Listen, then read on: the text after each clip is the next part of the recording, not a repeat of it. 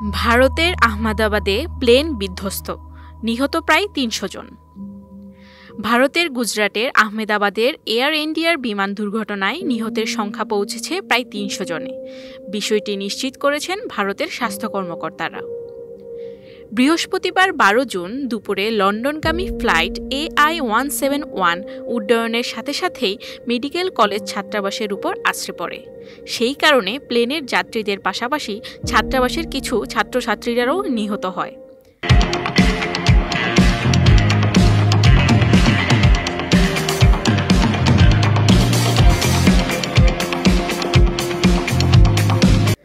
তবে ফ্লাইটে থাকা ২৪২ জন আরোহীর মধ্যে ২৪১ জনই নিহত হলেও সৌভাগ্যক্রমে মাত্র একজন বেঁচে ফিরেছেন।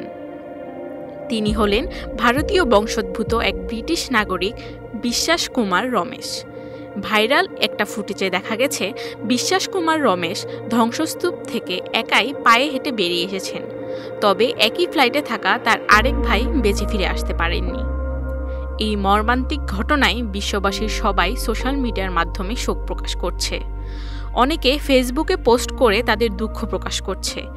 এ নিয়ে বলিউড অভিনেতা শাহরুখ খান ফেসবুক পোস্টের মাধ্যমে জানান, আহমেদাবাদের দুর্ঘটনার খবরে মন ভেঙে গেছে। নিহতদের আত্মার শান্তি কামনা করি এবং তাদের পরিবার ও ক্ষতিগ্রস্ত সকলের প্রতি আমার প্রার্থনা রইল। এই ঘটনার তদন্তে ভারতের প্লেন দুর্ঘটনা তদন্ত ব্যুরো AIB আনুষ্ঠানিক তদন্ত শুরু করেছে বলে জানিয়েছেন কেন্দ্রীয় বেসামরিক বিমান পরিবহন মন্ত্রী রামমোহন নাইডু কিঞ্জারপু।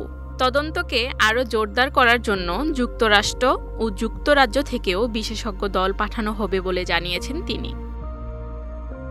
এতক্ষণ আপনাদের সাথে ছিলাম আমি তানজিনা তাহরিন। সর্বশেষ সংবাদ জানতে চোখ রাখুন News24BD.net এর ফেসবুক পেজ ও ইউটিউব চ্যানেলে। ধন্যবাদ।